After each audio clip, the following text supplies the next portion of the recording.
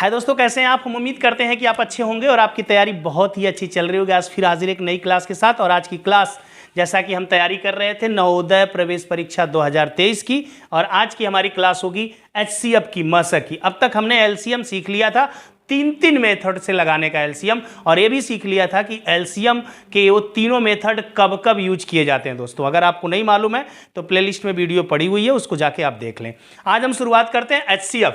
जैसा कि नाम देख रहे हैं HCF, और इसका पूरा नाम जो कि है इंग्लिश में HCF, हिंदी में कहते हैं मसा।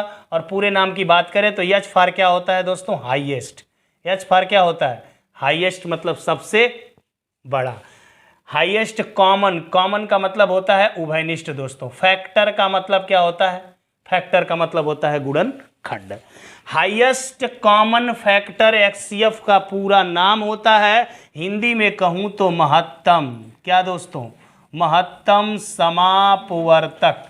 महत्तम समापवर्तक इसका पूरा नाम है। तो आइए थोड़ा सा हिंदी में पढ़ा देता हूं यहाँ पे, और समापवर्तक का संधि विच्छेद कर देता हूं, तो आपको पता चलेगा कि समधन अपवर्तक क्या होगा प्यारे, समधन अपवर्तक। अब बात समझने वाली यहाँ पे है कि अपवर्तक क्या चीज होता है। अगर मैं बताऊं आपको कि अपवर्तक क्या होता है, तो अपवर्तक की इंग्लिश भी जान जाए कि फैक्टर होता है। इसका और नाम क्या होता है, इसको हिंदी में अपवर्तक और अंग्रेजी में क्या कहते हैं, फैक्टर कहते हैं। या आप ऐसे समझे हमारी भाषा में, जो कट जाए। क्या, जो कट जाए, वो जिससे जिससे कटेगा वही उसका क्या होगा, अपवर्तक। जैसे देखिए, मैं आपको दो छोटे नंबर लेता हूं, एक 6 और एक 8। एक 6 और एक 8। अगर मैं 6 का अपवर्तक आपसे पूछूं, या मैं 6 का आपसे क्या पूछूं, फैक्टर पूछूं, तो क्या होगा। तो आप क्या बताएंगे भाई, 6 का फैक्टर क्या होगा। तो 6 को जो जो काट देगा वो 6 का फैक्टर होगा। तो 6 को कौन कौन काट देगा, एक ब्रह्मास्त्र है, सबको काट देगा, क्लियर, आप जानते हैं। इसके बाद 2 भी काटता है, 3 भी काटता है, और इसके बाद क्या आएगा, 6। एक और छोटी सी बात बताऊं कि जब किसी का आप अपवर्तक लिख रहे हैं ना, जब किसी का आप अपवर्तक लिख रहे हैं, अगर आप आधे तक उसके पहुंच गए, जैसे 6 का लिख रहे थे, तो 6 का आधा क्या होता है, 3। इधर तो आपको ध्यान देंगे, और जैसे उसके आधा तक पहुंच गए ना, तो उसके बाद कोई ध्यान नहीं देना है। उसके बाद वही नंबर आएगा जिसका अपवर्तक आप लिख रहे हैं प्यारे। बात तो क्लियर हो गई होगी। ऐसे ही मैं 8 का अपवर्तक अगर आपसे कहूं, तो आप कहेंगे जी सर 1 होगा, ब्रह्मास्त्र, सबको काटेगा ये। इसके बाद क्या, 2, फिर 4, और फिर क्या, 8। क्लियर है। जैसे ही देखिए आधा आ गया 8 का, तो तुरंत हम लिख दिए 8। उसके बाद सोचेंगे भी नहीं कि और कोई है क्या, और कोई मिलेगा नहीं, नाक दरेर लो सर फोड़ लो, नहीं मिलेगा। आगे आ जाओ। अगर आप यहाँ पे कुछ बातों का ध्यान देंगे, जबकि आप पढ़े थे एलसीएम, तो एलसीएम में क्या आया था, मल्टीपल। और जब मल्टीपल लिखे थे तो किसी का मल्टीपल हम लिख रहे थे ना, इनफाइनाइट, अनंत मल्टीपल हो जा रहे थे। लेकिन यहाँ पे क्या हो रहा है, अपवर्तक एक लिमिट में है। किसी भी नंबर का अपवर्तक एक लिमिट में होता है, 2, 4, 6, 8, 10, उसको हम काउंट कर सकते हैं, पहली चीज। इसीलिए आपके एग्जाम में आता है कि 16 और 18 के अपवर्तकों में किनके अपवर्तक की संख्या ज्यादा है।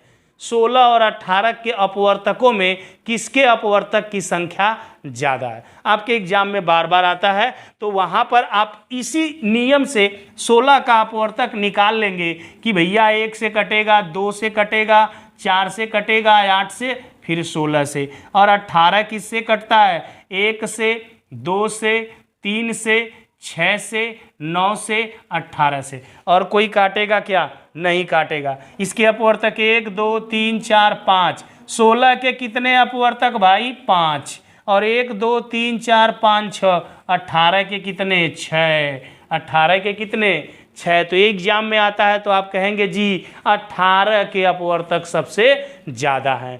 इसी सवाल को बढ़ा देगा ना, सवाल में ही लिख देगा 16, 18, 24, 32 में किसके अपवर्तक सबसे ज़्यादा हैं। फिर इन्हीं को 4 विकल्पों में दे देगा। विकल्प नंबर 1 16, विकल्प नंबर बी 18, विकल्प नंबर बी सी 24, और डी आपका 32। तो इसी तरह से आप सबके अपवर्तकों को निकालेंगे। हालांकि इनकी ट्रिक भी होती है, लेकिन उसकी अभी आपको ज़रूरत नहीं, ज़रूरत पड़ेगी तो दे देंगे। लेकिन इनके अपवर्तकों को ऐसे लिख के आप निकालेंगे और जिनके अपवर्तक ज़्यादा होंगे उस पर क्या करेंगे, टिक, और 1 नंबर होगा आपका। चलिए, हम बात कर रहे थे अपवर्तक, तो अपवर्तक तक तो कहानी क्लियर है कि अपवर्तक आप समझ गए होंगे। ठीक है, उसके आगे बढ़ रहे हैं। तो दोस्तों हो गया था 6 का अपवर्तक, 8 का अपवर्तक। इसके बाद क्या है, इसी अपवर्तक समापवर्तक का संधि विच्छेद किए थे अपवर्तक, तो अपवर्तक के बाद मुझे कहाँ पहुंचना है, समापवर्तक पर। तो हम क्या करेंगे, अब समापवर्तक किसे कहते हैं, तो जब भी कभी समापवर्तक की बात आएगी तो आपको 2 या 2 से अधिक नंबर दिए जाएंगे, 2 या 2 से अधिक नंबर दिए जाएंगे। समापवर्तक जब भी दिया जाएगा, पूछा जाएगा, तो उसमें 2 या 2 से अधिक, जैसे हम 6-8 का ही समापवर्तक की बात कर लेते हैं। किसके समापवर्तक की बात करते हैं, 6-8 के समापवर्तक की। तो मैं बताऊंगा कि जब 6-8 का समापवर्तक आप लिखने जाएंगे तो पहले आपको 6 का अपवर्तक लिखना होगा, फिर 8 का अपवर्तक लिखना होगा। तो जैसा कि ऊपर लिखा हुआ है, हम क्यों फिर लिखने जाएं, हम इसी में से नकल मार ले रहे हैं। जब आप समापवर्तक अपवर्तक लिख देंगे दोनों के, तो जो दोनों में मिलेंगे वही उनके समापवर्तक होंगे। तो दोनों में क्या मिल रहा है भाई, 1, दोनों में क्या मिल रहा है, 2, और कुछ मिल रहा है क्या, नहीं मिलेगा। तो दोनों में जो मिल रहा है वो 1 और 2 है। तो 6 और 8 का कोई पूछेगा समापवर्तक क्या होगा, तो क्या बताएंगे, 1 और 2 हो जाएगा। अब इसके बाद क्या आएगा, 6-8 का महत्तम समापवर्तक। प्यारे, क्या महत्तम समापवर्तक, इसी को शार्ट में आप ही कहते हो मस। क्या कहते हो आप, मस। तो बताओ आप, महत्तम समापवर्तक क्या हो जाएगा, मतलब जो समापवर्तक निकाले थे आप उसमें बड़ा वाला कौन है, कौन है भाई, 2। तो 6-8 का मौसा क्या होगा, 2। मतलब एक छोटा सा सवाल लेके हम तरीका सिखा रहे थे आपको कि अपवर्तक विधि से मौसा कैसे निकाला जाता है। ये इतना अच्छा तरीका है, किसी भी सवाल को मुंह ज़बानी लगा के देगा आपको। हम आगे आपको बताएंगे कि कैसे किसी सवाल को मुंह ज़बानी आपको देगा हल करके। आइए एक और एग्जाम्पल पहले समझते हैं, थोड़े बड़े एग्जाम्पल को लेकर के। तो दोस्तों मैंने एक सवाल ले रखा है यहाँ पे, 16, 20 और 24 का मौसा निकालना है। ठीक है, मौसा निकालना बहुत आसान है, बट हम मेथड की बात कर रहे थे, तो उस मेथड को जरा सीख लीजिएगा, बहुत जगह काम करेगा।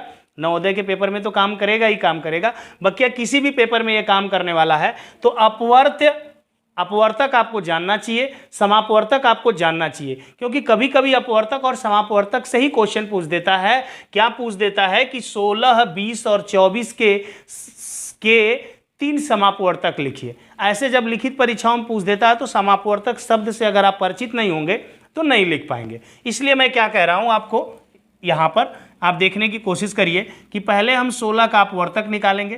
तो हम लिख भी दे रहे हैं कि 16 का अपवर्तक, चलिए कोई बात नहीं।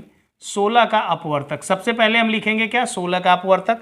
तो 16 को कौन कौन काटता है भाई, 1, 2, 4, 8, 16, और तो कोई नहीं ना है। 20 देखते हैं, तो 20 का अपवर्तक अगर हम निकालेंगे तो 1, 2, 4, 5, 10, 20। देख रहे हैं ना, आधा के बाद कोई नहीं मिलेगा। 16 का आधा 8 होता, 8 के बाद सीधे 16, 20 का आधा 10, 10 के बाद 20। मैंने जो तरीका आपको बताया कि आधे के बाद कोई देखेंगे नहीं कि नंबर है कि नहीं है।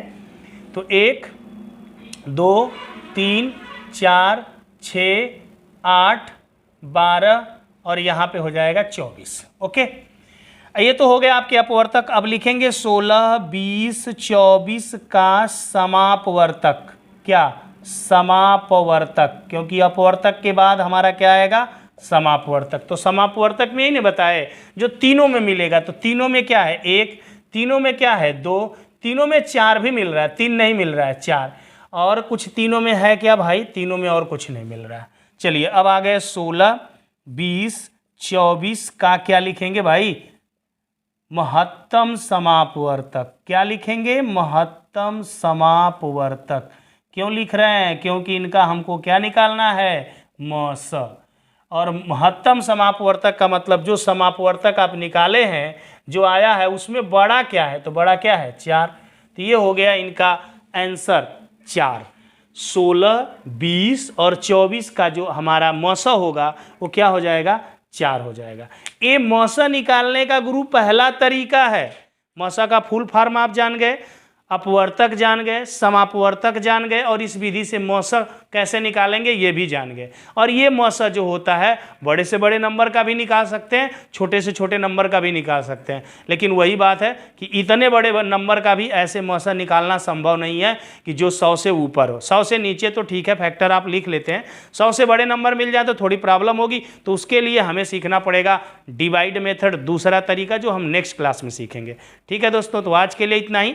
वीडियो पसंद आए तो लोगों तक पहुंचाइए, इसे आप शेयर करिए अपने दोस्तों तक। तो आज के लिए इतना ही। जय हिंद दोस्तों।